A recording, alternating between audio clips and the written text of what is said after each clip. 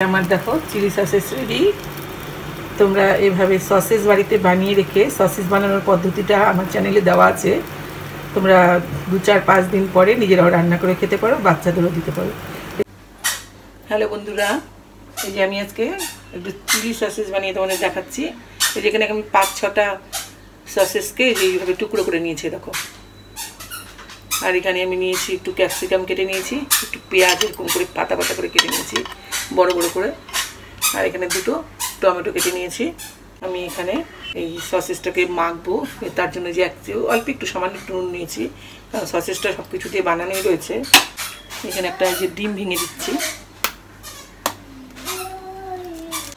একটু গোলমরিচের গুঁড়ো, একটুখানি সোয়া সস। আমার অল্প সসেস, আমি অল্পই নিলাম, 1/2 চামচ সোয়া সস নিচ্ছি। এই অল্প একটু ভিনিগার নিচ্ছি, 1/2 চামচ মতো, 1/2 চামচ মতো ভিনিগার নিলাম। একটুখানি চিলি সস নিচ্ছি, আর একটু চিলি সস নিলাম। আর এর মধ্যে দিচ্ছি আমি 2 চামচ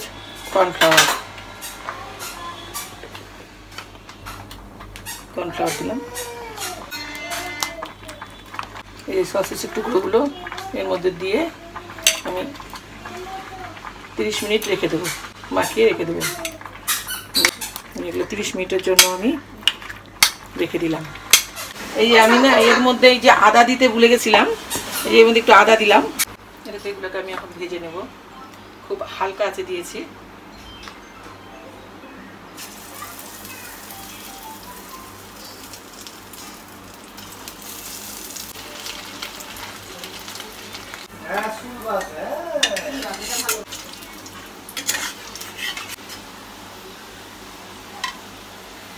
আমার এগুলো ভাজা হয়ে গেছে। এই যে কড়াতে আমি 2 চামচ মতো তেল দিয়েছি, এই যে এর মধ্যে দিয়ে দিচ্ছি দেখো একটুখানি পেঁয়াজ কুচি, একটু রসুন কুচি, একটুখানি আদা কুচি। আমার পরিমাণটা অল্প, ওই জন্য অল্প নিয়েছি, তোমরা পরিমাণ বুঝে একটু বাড়িয়ে বা কমিয়ে নিও।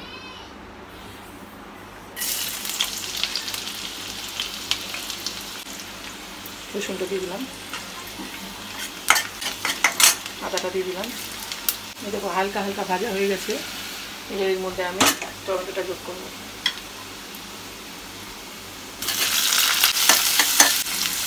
লবণ আমি খুব কম দেবো, কারণ সসের মধ্যেও লবণ থাকে।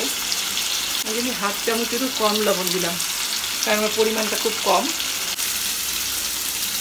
এবার দিয়ে দিচ্ছি কেটে রাখা পেঁয়াজগুলো, কিন্তু আমি গোটা গোটা দিইনি, এভাবে ছাড়িয়ে ছেড়ে রেখেছিলাম দেখো, এইভাবে দিয়েছি। ওগুলো খুব বেশি ভাজবো না। দিয়ে দিলাম ক্যাপসিকামগুলো, দিচ্ছি 1/2 চামচ গোলমরিচের গুঁড়ো, 1 চামচ ভিনিগার, এই একটু চিলি সস 1/2 চামচ, এ দেখো 2 চামচ টমেটো সস। আমি আর 1 চামচ টমেটো সস যোগ করছি, টমেটো সসটা কম হবে। এই যে 1 চামচ সোয়া সস। এই পর্যায়ে তোমরা লবণটা একটু দেখে নিতে পারো।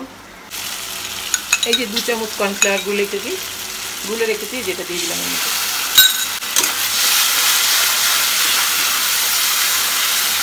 এই যে আমার গ্রেভিটা এই যে রেডি, গ্রেভিটা হয়ে গেছে। এবার আমি এই সসেসের টুকরোগুলো ভিজে রেখেছিলাম, সেগুলো আমি এর মধ্যে দিয়ে দিচ্ছি। এটা দিয়ে বেশিক্ষণ কিন্তু খালি নাড়াচাড়া করে নামিয়ে দেবো। চিলি সসেস রেডি, তোমাদের আমি ঢেলে নিয়ে দেখাচ্ছি। আমার দেখো চিলি সসেস রেডি। তোমরা এভাবে সসেস বাড়িতে বানিয়ে রেখে সসেস বানানোর পদ্ধতিটা আমার চ্যানেলে দেওয়া আছে। তোমরা 2-4-5 দিন পরে নিজেরাও রান্না করে খেতে পারো, বাচ্চাদেরও দিতে পারো। এই যে আজকের দিনটা কিন্তু আমার এই সসেস দিয়েই কিন্তু হয়ে যাবে।